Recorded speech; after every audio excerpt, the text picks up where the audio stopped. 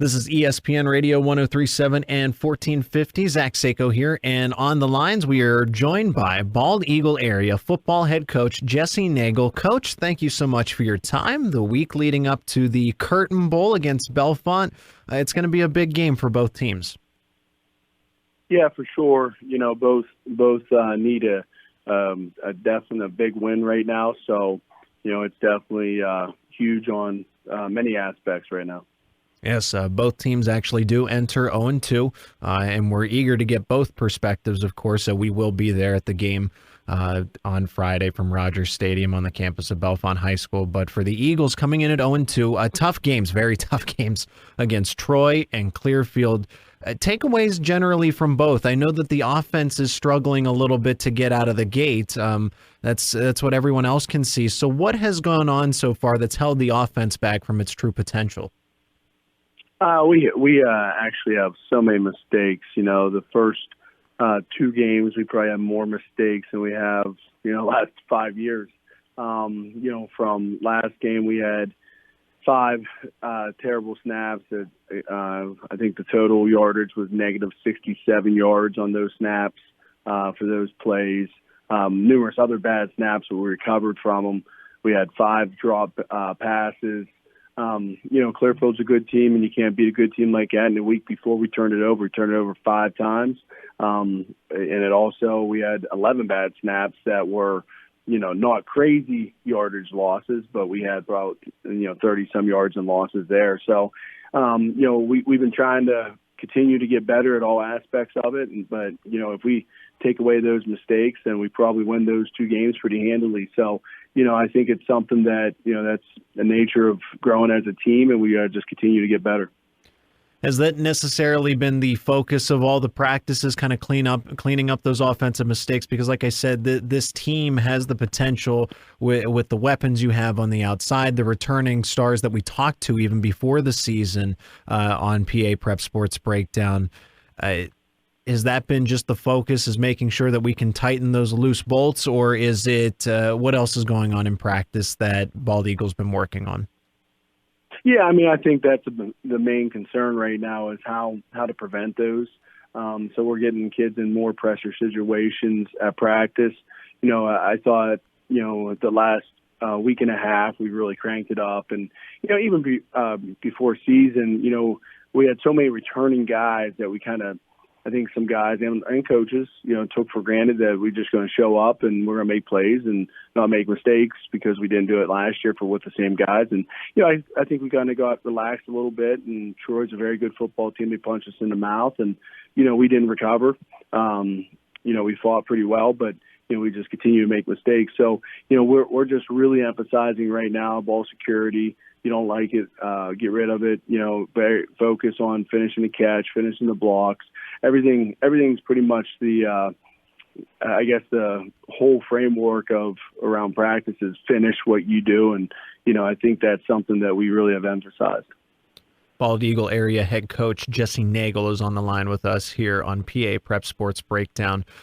Coach, while we've talked about the overall takeaways from the offense, it's the defense that has really stepped up to keep these games close. You hold a very competitive Troy team to 20 points, and then Clearfield, obviously, an in-conference foe, to 7. So the defense is doing its job. What has it done so well? How is it able to fire on all cylinders when you do have those turnovers factored in? So maybe they're playing more snaps and they're on the field more plays than they anticipate week in and week out. Yeah, I'm really happy with the defense. You know, realistically, we gave up only 1 defensive touchdown on the first game. We had 2 They had 2 defensive scores the first game. You know, so we were really happy.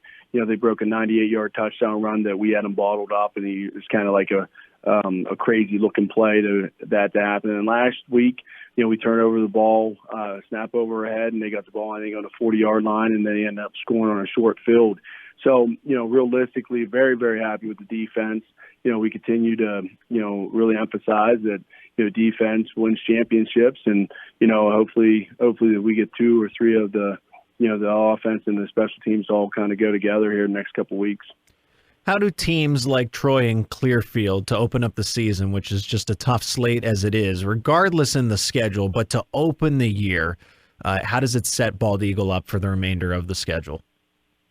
Oh, it's fantastic. Troy is ranked in the state. They're an outstanding program year in, year out. And, Clearfield is a big 3A school that, competes every year for district titles or wins district titles and gets into state playoffs every year. So, it definitely gets you prepared for the rest of the season. Unfortunately, don't always make it out all right. But, as long as we're healthy and we're learning and we're continuing to grow, that's the major thing here. The Curtain Bowl is this week, this Friday, kickoff at 7, of course, at Bellefonte High School between the Eagles and the Red Raiders. So, Coach, there's a lot of historical implications for this game. It used to be at the end of the season. Now it's in the middle of the year. And I want to ask you about that because I find that interesting. Does that change anything for you? And I know the players cycle through every year, so they don't understand maybe all of the history that comes from this game. But is there a big difference from playing it at the end of the year as opposed to the middle of the season that the schools are missing out on? Yeah, I think, you're probably going to be, shocked when I say this, but I like it in the middle of the season. A couple of years ago, we had a lot of injuries at the end of the year, and I chose to sit all of our starters along with the team. The team voted for it, but either way, that's water under the bridge. But we were both, I think, 9-1 and 8-2 or 7-2 at the time, or something like that, or 9-8-1 and 7-2, and that was a huge game, probably about 5,000 people here, and we were a JV team going against the varsity team, so I think it makes it weigh a lot more now. We have a playoff picture in our sights, and plus it's Bellefonte Bald Eagle rivalry, so I think it's a huge matchup middle season right now. Bald Eagle area head coach Jesse Nagle is on the phone with us. Coach, the Bald Eagle Bellefonte rivalry, the Curtain Bowl, at least in your time, what has been the most consistent aspect of the game? Because, like I said, rosters always continue to cycle. The same guys aren't here that were in some of the best games, at least over the past decade. But for you, leading as the head coach, what has been something, I expect this from this game almost every time we step on the field together? Oh, it's going to be physical. It's going to be physical as they get. That both teams want it. Both teams are going to get after it. And, the tradition and the communities love it too. So, it's something that we know and, come Friday night that we're going to be in a dogfight. It's going to be a physical game the whole entire, 4 quarters. So we know every week we're preparing for that when it's Bellefonte week. I know this is a little sentimental, but how do you want to pay, if you can, in the aspect of the game, how do you want to pay tribute to all those old classic games between Bald Eagle and Bellefonte in this current day and age, 2022 and then beyond that? Just want to make sure the game is still, a really good game. I think that at the end of the day, no one likes blowout games. So I think that, hopefully it's a dogfight, like I said earlier, and it's a physical game. And we make sure that, once we're done, we shake each other's hands and we're good friends outside of school. And that's what it's always been for 30 years. Since I've been around, a couple of my best friends are guys I played ball against when they were at Bellefonte. I was a Bald Eagle. So we want to continue that tradition. Bellefonte is a program that's going through a little bit of a rebuild, a change to coach. Von Don Moyer is leading this program. It was his first year, now in his second year. And things they've shown some promise, but they've had the early struggles, 0-2 entering this game. But what are you expecting from the Red Raiders? What do they do well from what you've noticed, either offensively or defensively? I think offensively they love to run the football. I think they got talented kids back there. They're very big up front, and they got a nice quarterback that's developing. So offensively they're going to, propose. They're going to, give us some issues there.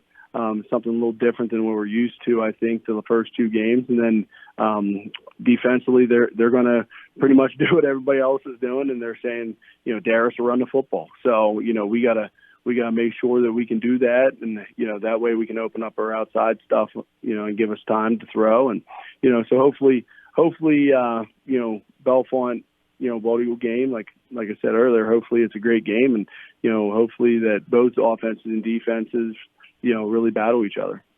And Coach, without tipping your hand, what are you emphasizing this week, either to tailor the matchup towards Bellefonte? What is in your game plan that you're allowed to disclose to us without showing all the X's and O's to the opponent this week? I don't think it's a hidden secret. I think people are trying to slow down our passing game. We want to run the football. It forced people to get out of some of the man under coverages and the cover eights and things like that they're doing to our offense to slow us down. We want to be able to, run the football. If it has to be 90 out of 95 times, we're going to have to do it. We have to make sure that teams know that we can do that successfully every play. And then defensively, we got to shut down the running game and limit their pass. We're going to try to take away their best thing. And, at this point, that's probably their best offensive thing. So, again, it's not, I guess something that's a secret. I think both teams know each other very well, and I think they're both going to, we're both going to try to do the same things. A Mountain League game, both teams are 0-2, 0-1 in conference. The final question for you, Coach, is what does a win do for either team? I know you know the perspective of Bald Eagle, but how important is it to get a win through week 3 in the Mountain League at this point?